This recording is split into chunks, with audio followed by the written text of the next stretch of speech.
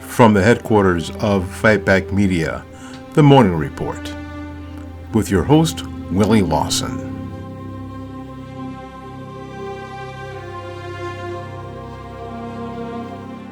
Well, good afternoon. Good morning. I'm sorry, afternoon. I feel like I've been up long enough for it to be afternoon. It is not. It is morning. And this is the morning report on fightbackmedia.com, fightbackmedia.com, fightbackmedia.com, and fightbackmediatv.com. I've had a early morning appointment. One of our yearly things that you have to do. And she scheduled it before work, which means it was like at 7 o'clock. So we drive up there. It's dark. It's foggy out. It's like, the alarm clock went off at like, I don't know, 5:30 or something, and I was completely confused because I didn't fall into bed until like 2 this morning. So 3 hours later, the Alexa, we have a Alexa, you have an Echo Dot, and it goes off, and I just don't know what the hell is going on. Like I because we don't call that Dot Alexa because of it can hear TV, and so anytime there's a commercial for it, it's always chiming in. So we renamed it. That one's named Computer, and I couldn't figure out what to call it. The Echo Show in the living room is called Ziggy. I'm like, I don't know what to say. It was a pretty bad 15 seconds. And then I realized, I got to get up. Oh, so I did. And that was 5 hours ago. So I feel like this is mid-afternoon for me. Again, it is good to see y'all. Thank you ever so much for dropping in. We really, really super appreciate it. Again, we are grateful that you guys would come and enjoy what we do, because I think it's important. Listen, the program is on YouTube. Well, right now it is anyway. I don't know after today. I don't know if it will be, but it is on YouTube. We are 29 subscribers away from 500. It would be absolutely bomb diggity fabulous if we could get to 500. You guys know that I am a person who is all about milestones, because what happens is that gives us an opportunity to see where we're going, and we can obtain small goals, accomplish those goals, and that gives us momentum. So 29, I'm pretty sure that we can reach 29. That we can get 29 people who listen to this podcast, either on Spotify or wherever you're listening to it, or if you actually watch the YouTube videos, and some of y'all do, that you can get 29 people to subscribe. My thought is that we could get 29 people to subscribe today. Just hit the subscribe button down there. You don't have to hit the notification bell. If you do, that's cool. But I know a lot of people who have, subscribed to more than one YouTube channel, what they hate getting, I know I do, is that constant barrage of notifications that so-and-so is producing another short, so-and-so is producing another video, so-and-so. If you have more than 10, if you subscribe to more than 10, it's just too much, isn't it? It's just too much. I understand. So if you don't hit the notification bell, I understand that too. But if you subscribe, that would be very good. I just want to first of all, let's get 29 people, 29. Let's get to 500, and then we'll move from 500 to 6, and to 7, to 8, to 9, to 1,000. We'll kind of do it like that, okay? Small 100 subscriber goals as we move forward, or 50 subscriber goals as we move forward to 1,000. Because I think we could get there. If you follow Fightback Media on TikTok, our goal is to get to 10,000 subscribers. We were at 7,629, I think. Our goal is to get to 10,000. So If we can get to 8,000, that'd be cool. And then moving forward. If you are watching the video and you're wondering why I'm only wearing one ear on my headset, is so that I can hear what's happening on the computer and I can hear what's happening in my environment. Situational awareness. both things are important.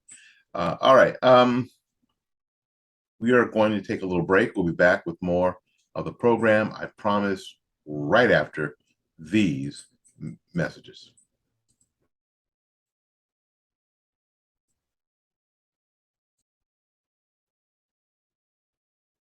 All righty. Well, again, welcome. Welcome. We appreciate you. We really do. Thank you. Thank you for coming to the Morning Report. Again, the Morning Report is a production of fightbackmedia.com, fightbackmedia.com, and fightbackmediatv.com.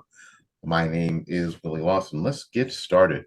Now, I figured I might as well start here because this is probably the itchiest and ouchiest of the stories today, because it has to do with InfoWars founder and host Alex Jones. Alex Jones, for the most part, in my existence, has been a outlier. How about that? An outlier. Just sort of off to the side. And I know that for a lot of people, Alex Jones is the center of their universe. He's been somebody who's been out there. I've not historically paid a lot of attention to Alex Jones or InfoWars uh, because he seems sort of alarmist. And you guys who've been following me for a long time know that what I am not is an alarmist. And he seems sort of an alarmist and had the whole prepper thing going. Has a whole prepper thing going on, and we're at the brink of Armageddon every single week. Now, the problem with that is that if you promote that kind of, that kind of narrative, when the world doesn't end, or or the jackboot thugs don't come and knock your door over, knock your door open, and all these things don't happen that you predict, then you sort of lose credibility, or you shouldn't anyway. A Connecticut jury, this is an article from FoxNews.com. A Connecticut jury ordered Alex Jones to pay nearly $1 billion to families of the victims of the 2012 Sandy Hook Elementary School shooting for spreading lies about the massacre. All right. 6 adults and 20 children were killed during the shooting in December of 2012 in Newton, Connecticut, just 20 miles away from the victims, where victims' families gave tearful testimony in the Waterbury Superior Court during the trial. Alex Jones repeatedly told millions of listeners on his InfoWars show that the shooting was a hoax, was a red flag event. He said that again and again. And the victims were crisis actors hired as part of his scheme to impose gun control laws. Now, that's what he said.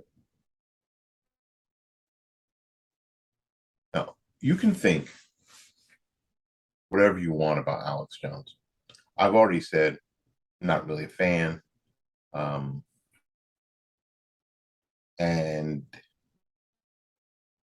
I think that he was wrong. But that being as it is, was taken to court over something that he said because it was hurtful. Because it was hurtful. Excuse me. Because it was hurtful, he was taken to court. Not because it was illegal. I mean, whatever Alex Jones said didn't have anything to do with how the case was prosecuted. He didn't tamper with any evidence, do anything but get on his program and tell his listeners to InfoWars that he thought it was a red flag event. Okay. And for that, he was taken to court because what he said was hurtful.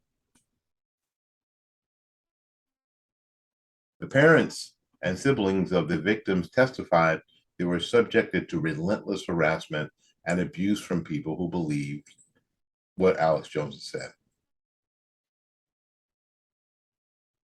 So I guess the idea was because he said it or said it out loud or kept saying it, that he's somehow responsible for how other people behave themselves. Really dangerous, sort of slippery slope kind of thing we're doing here. Robbie Parker, who was a plaintiff, who's unfortunately her 6-year-old daughter was killed in the shooting, was awarded $120 million. He said at the trial that a decade of harassment forced his family to leave Connecticut for Washington State. It would come in these waves. Parker testified last month. It was almost like I knew when Alex said something because we would just get a huge wave of stuff. Matthew Soto, the brother of the slain teacher, Vicky Soto, testified that he was approached at his own high school by someone questioning whether his sister had actually died. Jones admitted at the trial that the shooting happened.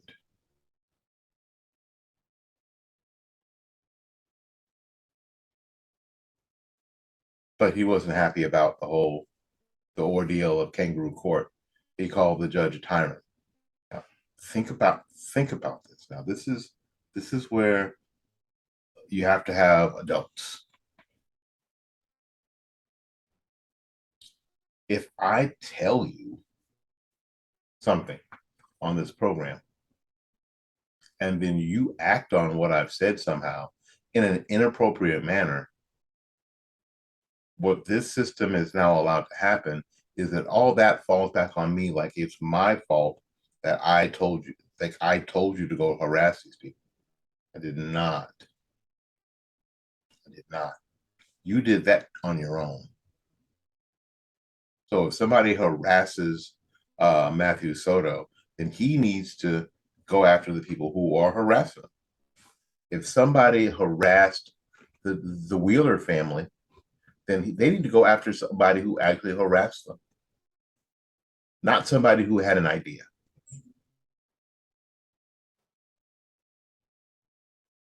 I'll tell you the problem with all of this. The problem with all of this is that now, if you have an outrageously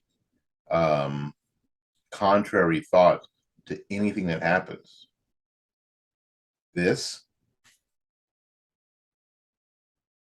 or anything, then someone can sue you and ruin you. That's the danger of what we're seeing here. Do I agree with Alex Jones? No, I never did. And I still don't.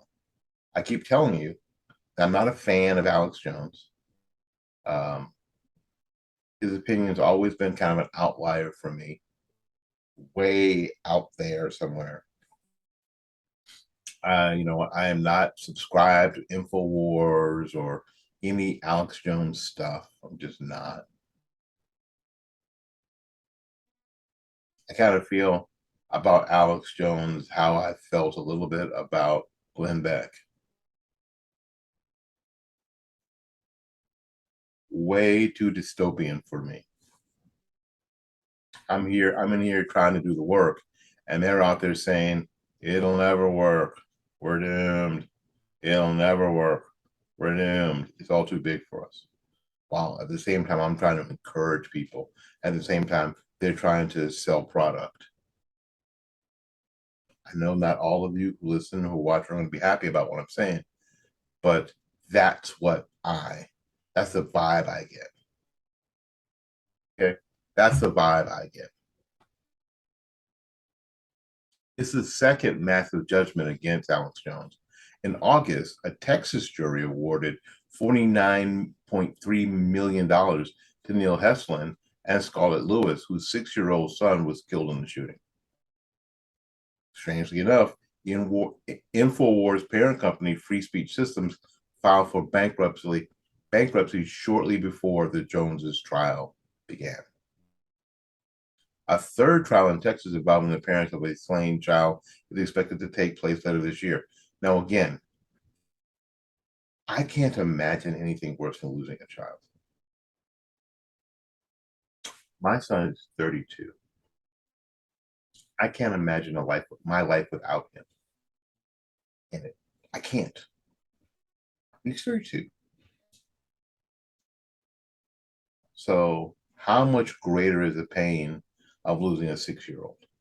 How much greater is the pain of losing a 6-year-old in the way that you lost your 6-year-old? So, was the thing that Alex Jones said reprehensible? Yeah, probably.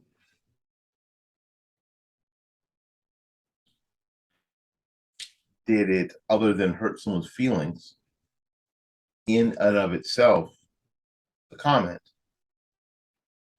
did the comment itself cause harm? Now, the behavior of other people, especially adults, was that the real harm? If you came to my door saying some BS about something and I punched you in your face, I'm not going to blame. I'm not going to go back and play and blame some guy you heard on the internet. That's not who's at fault. You are. I'm not going to translate the horrificness of your actions to somebody else. This is your fault. So Alex Jones uh, gets to pay almost $1 billion to some of the families of the Sandy Hook tragedy, while the people who really harass those people run free. That doesn't seem quite right either, does it? That doesn't seem quite right either.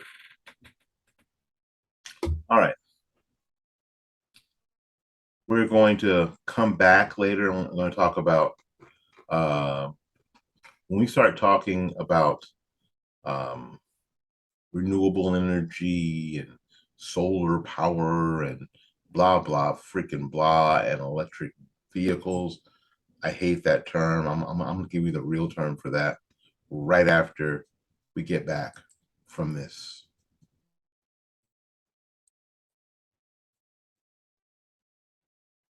Okay.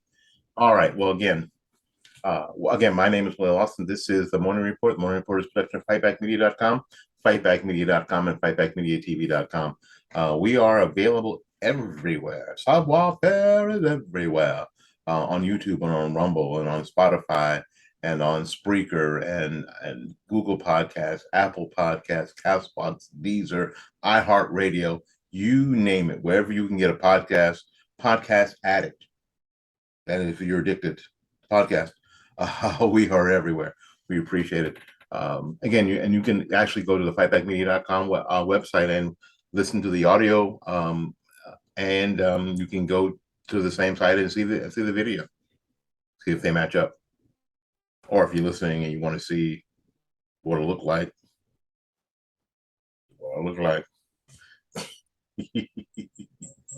All right. For those of you who are watching the video, that is a Cessna Citation CJ4. It is my airplane. No, it's not my airplane. I don't have a citation. I would. I would. And I would. This would be one of the ones I would take right here.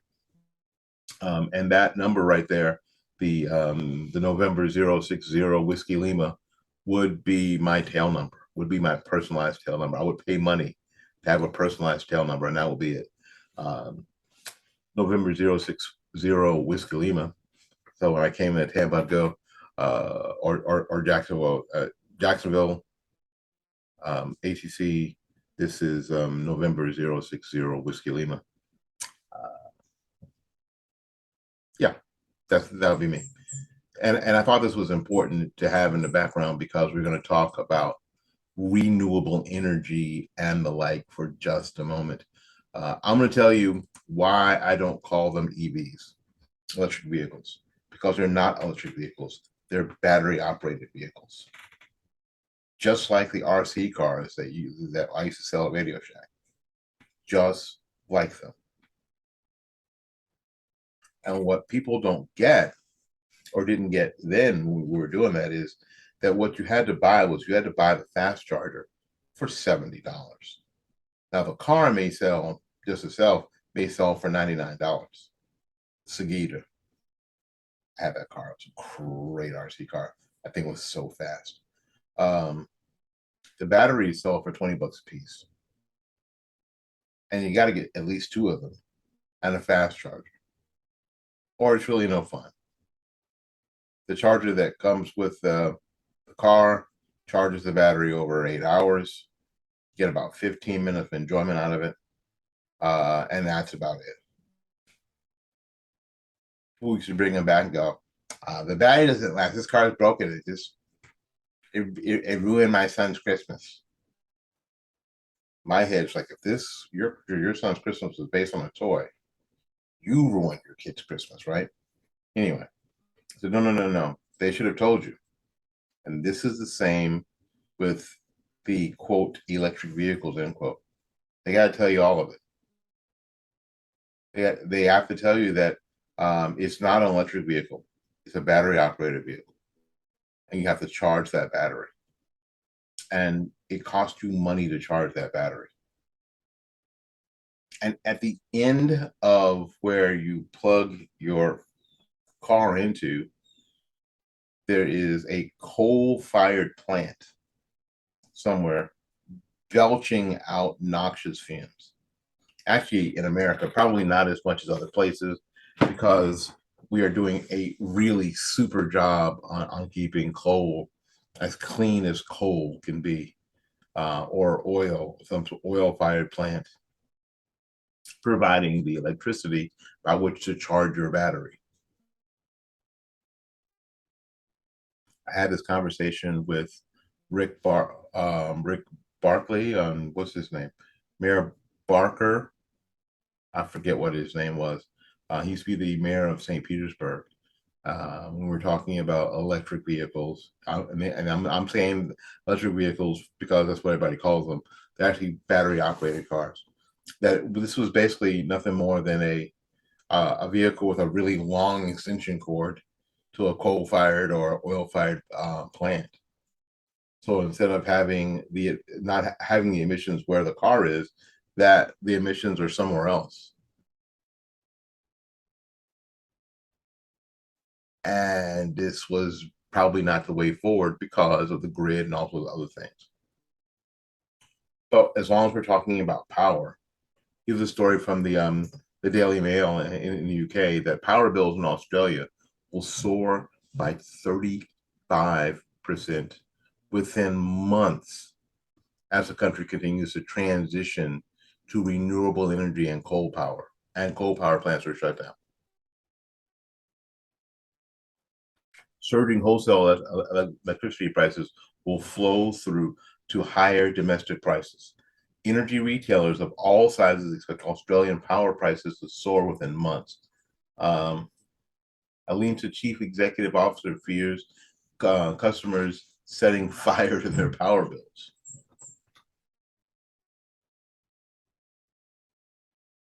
Transitioning to renewable energy and the shutting off of coal power plants will see Australians' power bills go up by about 35% within months, according to energy retailers.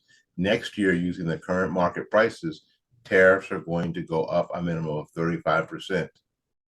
Alinta chief executive Jeff Demery told a conference in Sydney on Monday, "It's horrendous, unpalatable. We don't want energy consumers getting their power bills and setting them on fire." There are real issues around energy pricing that we have right now.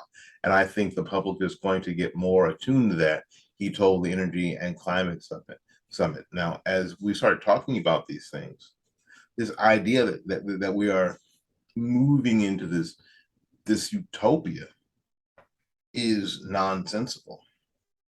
Absolutely nonsensical.